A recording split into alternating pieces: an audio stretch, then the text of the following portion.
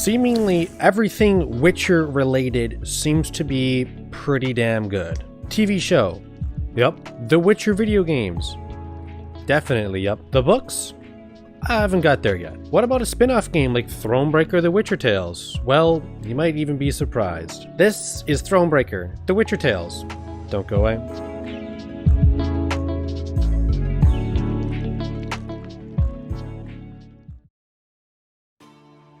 So if you've never heard of this game before, honestly, would not blame you. It's kind of a small game, and that kind of sucks because this game is genuinely one of the best video games I've played in recent time. If you've played The Witcher 3, you're familiar with the game inside the game. Gwent. Well, Gwent was so popular, in fact, that they decided to make an entire video game out of it. Now, when I first heard this, I was like, okay, yeah, absolutely loved Gwent. I got probably 10 to 20 hours of Gwent in The Witcher 3. Gotta say, I honestly didn't like it at first. The main reason being, it wasn't seemingly Gwent. It was different. They took a row out, and it just played differently, and it was kind of a turnoff for the first couple hours of the game. But once I got a good 5 to 10 hours in the game, this game really started to pick up, and I just absolutely loved it. First off, the story. The story is absolutely bedded on a foundation of the main character, Queen Maeve, who is, I mean, just an absolutely great character. You couldn't go wrong with this chick. The story is pretty simple. It's Queen Maeve has an army of soldiers who pretty much all turn on her. This guy, Caldwell, he becomes a traitor and flips on Queen Maeve, and she pretty much just flees Lyria with just like Reynard and just a couple other men as to rebuild her army. And that's pretty much the beginning of the story. Eventually you go all the way back there and, you know, that's the end of the game. You'll go through multiple sections of the game, but generally you're doing the exact same thing the whole way through from start to finish. You're either A, doing some puzzle thing, or B, you're just straight up battling with your cards. It's just pretty much if you like Gwent, you just play Gwent over and over in this game.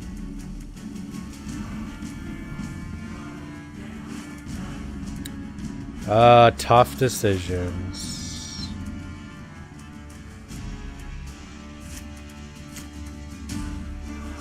What do you want of me?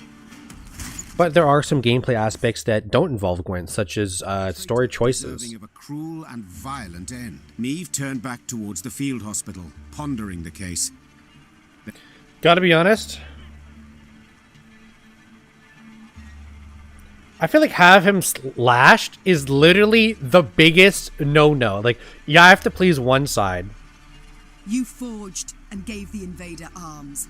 The invader then used them to spill the blood of your neighbors, countrymen. Began me. This game actually, I think, got story choices down to probably one of the best I've seen. Even in games like Detroit Become Human, or Until Dawn, or even Life is Strange, some of the choices are sort of obvious, like who would choose option B over option A. But in ThroneBreaker, no matter which way you choose, option A or B, you're always going to make someone pissed off and someone happy, and on the other side, it's the exact same thing.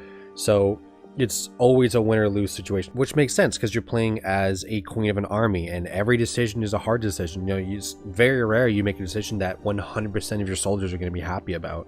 So, honestly, that was a great part of the game too. Come to tell you, I must leave your army. Fuck you. What? Why? Against my better judgment, I joined you to heal your wounded. I realize now that was a mistake. Come What exactly do you on. mean? What you did runs counter to all my beliefs. You had your reasons, and have them still, I know. What can I do? Is there any... Something I want to spend a considerable amount of time on is the amount of work that went into the presentation of this game. Like, when I say that they put work into this game, like actual effort, like, I actually mean it. My favorite thing about this game, not even close, like, it's like triple S tier, card animations. And I wish that every card had an animation, but that's wishful thinking. But every premium gold card you have, which is quite a bit of cards, whether they're trinkets or actual playable, you know, units, they have their own animations and sound effects, and it's just, it adds so much character to the game. It's insane. If I didn't highlight a few of these, then this would be a fail of a review. So just spend a good minute taking a look at some of these animations. It's worth it.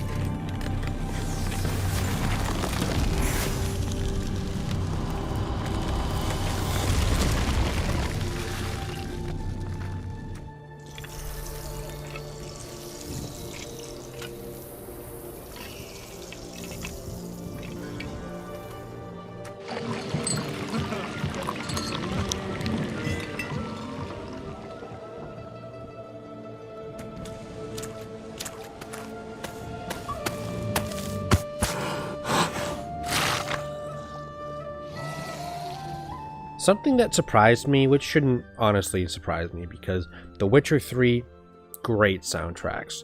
ThroneBreaker, The Witcher Tales has really damn good soundtracks. And I think it's one of the things that I'm going to miss the most about this game is, you know, I went back to record all card animations because literally no one else has uploaded anything like that on YouTube. And at this point, I'd already finished the game. It's been a few days past, and you go back in and, you know, you get that main menu theme, you get the pause menu theme, and, you know, you sort of just want to play through the game again. So let me check out this card because it looks kind of really good, you know, looks-wise.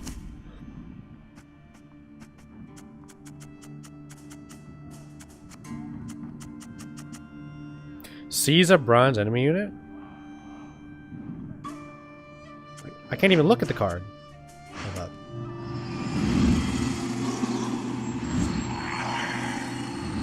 That's one of the coolest sounding cards. As far as the whole game as a whole and how it looks, it stands out. You know, how many times do you see nowadays a AAA open world title game, which probably gets patched 10 times after launch and, you know, etc, 2022 game stuff. This game just visually stands out as something that is unique, and it's just something that I wish to see more of. I said it on the intro, I said again, this is really one of the best games I've played in recent times. With the amount of cards that you have and the amount of abilities that they have, you can create so many different type of strats. Choose a card. Doubt I'll ever pay off these school loans. I generally went for more offensive strats. I would have stray bombers lighting up their rows with fire. I smell a leak.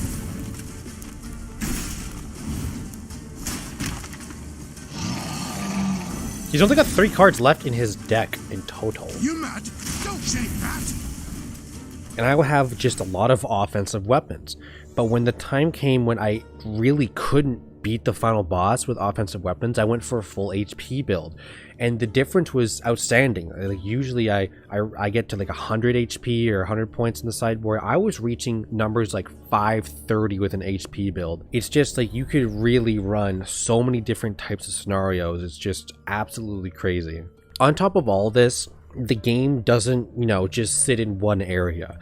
You go to surprisingly a lot of like crazy cool spots. The game pretty much starts in a wasteland, you know. There's a lot of burning buildings, there's a lot of crazy stuff. Then you go into like the Squietel, you know, Elven realm. Then you go into like the Mahakam freaking like dwarven villages, which was, I honestly think that's my favorite. I could do a whole ranked video on this. Honestly, probably will. Then you get into the swamp, and that's just crazy. And then you go to Rivia, and you get the whole fucking fight on the castle around the moat.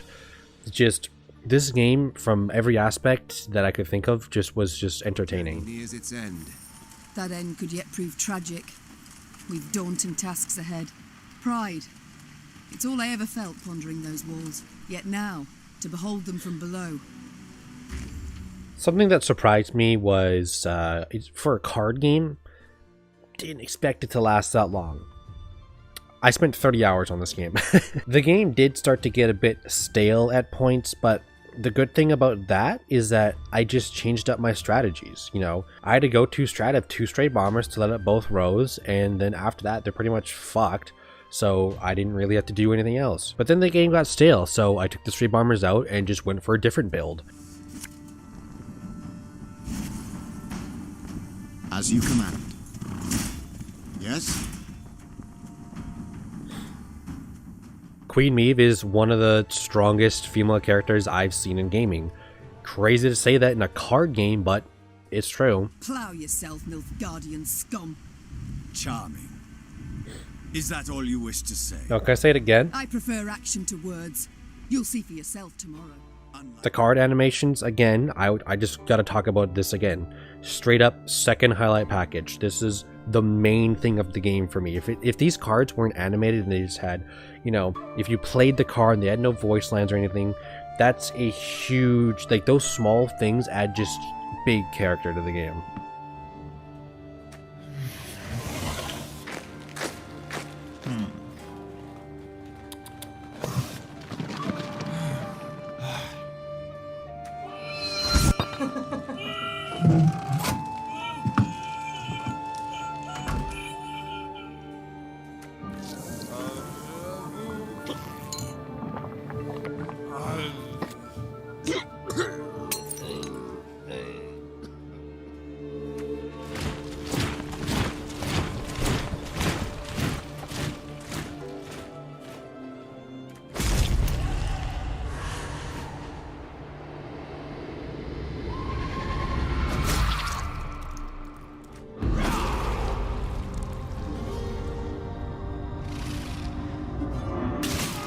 The only negative thing I have to say about this, I played this on PS4, okay? What, you wouldn't think that a card game would be that demanding on a PS4. How the hell am I supposed to damage it down to 1 without damaging? My game crashed a good 4 to 5 times, big blue screen. The game froze at a couple points. If I had two rows of fire lined up, you bet your ass the frames are gonna drop. So I guess my biggest complaint would be that the game just didn't run very well on PS4, which it technically should have. This game doesn't look that demanding. But overall, if you break all the numbers down, you're looking at a pretty solid 9.3 out of 10. It's pretty high.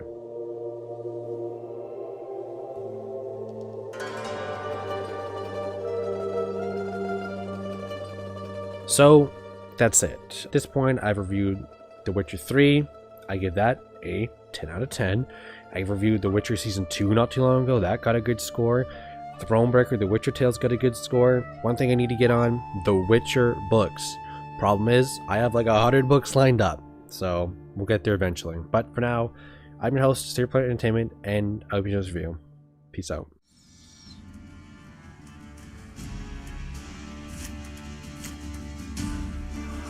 What do you want of me? You must sweat like a swine in that jacket. I live to serve you. How does he come in with 3 HP?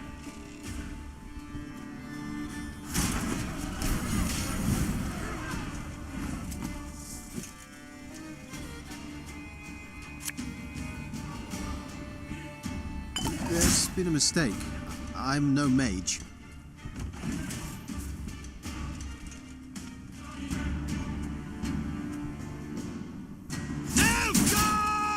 Interesting.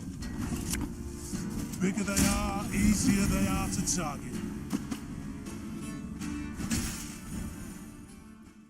What is up? I know what you're thinking. You're only here for the bonus Easter egg soundtrack I put in at the end of every video. But did you also know I have a donation page under Buy Me a Coffee? Donate whatever you want to my channel and I'll put half that back to an environmental charity. So that's that.